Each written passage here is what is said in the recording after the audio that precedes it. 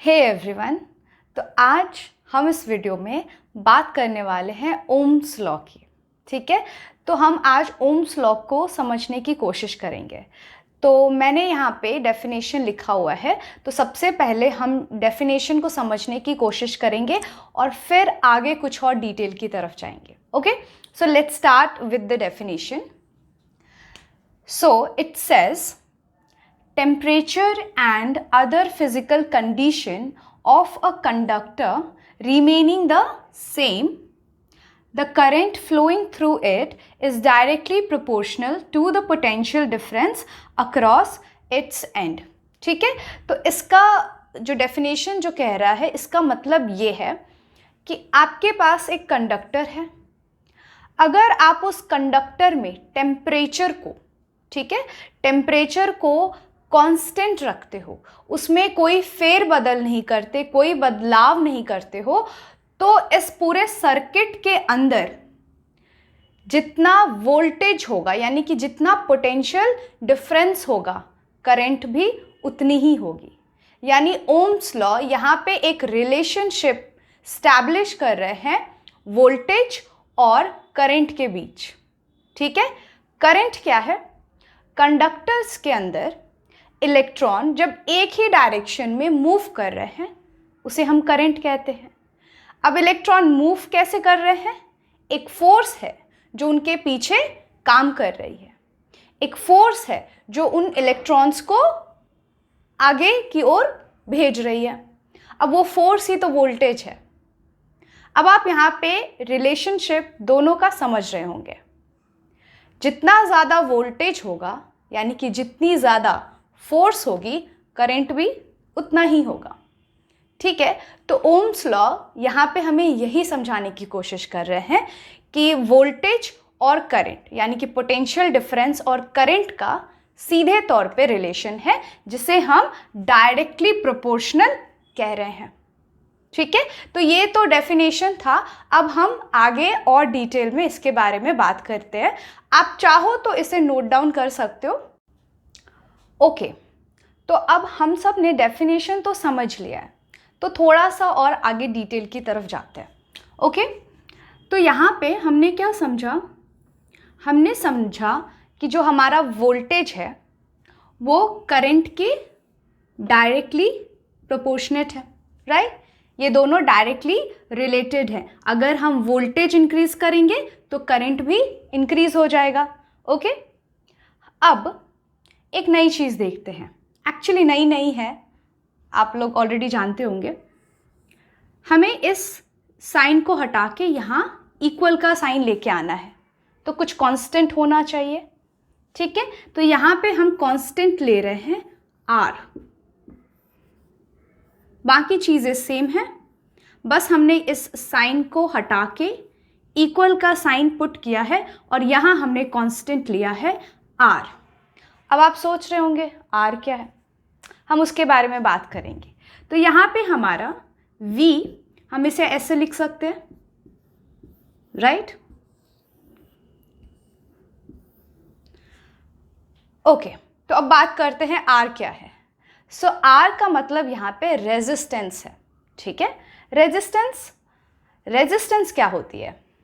तो रेजिस्टेंस यानी कि एक कंडक्टर के भीतर जब करंट फ्लो कर रहा होता है और कोई ताकत उसे रोकने की कोशिश कर रही है, उसके फ्लो को रोकने की कोशिश कर रही है, तो हम उसे रेजिस्टेंस कहते हैं।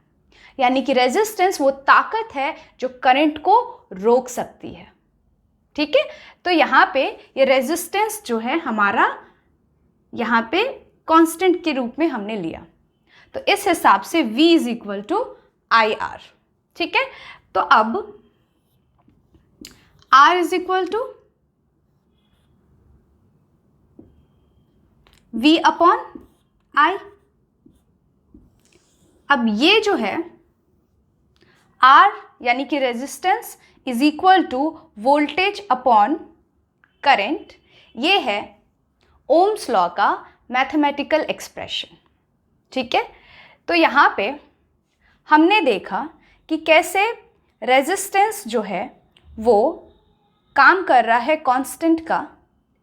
ठीक है, और फिर आगे ये कैसे एक मैथमेटिकल एक्सप्रेशन बन रहा है ओम्स लॉ का। ठीक है, तो अब यहाँ पे एक और चीज़ डिस्कस करते हैं। ठीक है, अब आप सोचो, आपके पास एक कंडक्टर है, आप उस कंडक्टर के अंदर वोल्टेज को तो सेम रखना चाहते हो, उसे बढ़ाना या घटाना नहीं चाहते, उसे सेम रखना चाहते हो, लेकिन आप चाहते हो कि करंट जो है वो बढ़ जाए। अभी हमने थोड़ी देर पहले देखा था कि वोल्टेज बढ़ेगा तो ही करंट बढ़ेगा, राइट? लेकिन हम चाहते हैं कि वोल्टेज वही रहे बट करंट बढ़ जाए। तो क्या करना होगा? तो हम उस कंडक्टर के रेजिस्टेंस को कम कर सकते हैं। अगर हमने रेजिस्टेंस को ही कम कर दिया तो वोल्टेज को बढ़ाए बगैर भी करंट को बढ़ाया जा सकता है, राइट? सो आई होप आपको ये मैथमेटिकल एक्सप्रेशन ओम्स लॉ का समझ में आया होगा। अब हम बात करेंगे ग्राफिकल रिप्रेजेंटेशन के बारे में। ओके, तो अब हम ग्राफिकल रिप्रेजेंटेशन की तरफ बढ़ते हैं ओम्स लॉ का। ठीक है, तो यहाँ पे मैं एक वर्टिकल लाइन ड्रॉ कर रही हूँ और इस लाइन पे हम वोल्टेज को रिप्रेजेंट कर रहे हैं। ओके, और यहाँ पे एक हॉराइजॉन्टल लाइन ड्रॉ कर रही हूँ और यहाँ पे हम रिप्रेजेंट करेंगे करंट को। ठीक है, अब थोड़ा सा नंबरिंग कर लेते हैं ताकि हमें समझ में आए। तो सपोज ये है हमारा 10 वोल्ट, 20 वोल्ट, 30 वोल्ट। ओके, और ये है हमारा 1 एम्पेयर। ओके, और 2 एम्पेयर एंड 3 एम्पेयर। ठीक है, अब यहाँ पे हमारा लाइन जो होगा वो एकदम से स्ट्रेट होगा। ठीक है, तो यहाँ पे हम एक स्ट्रेट लाइन ड्रॉ करते हैं कुछ इस तरीके से। अब ये लाइन क्या बताने की कोशिश कर रहा है? ये लाइन बता रहा है कि जब आपका वोल्टेज 10 है तो करंट कितना होगा? 1 एम्पेयर। अब आपने वोल्टेज को थोड़ा और बढ़ाया 20 वोल्ट, तो अब करंट क्या है? 2 एम्पेयर।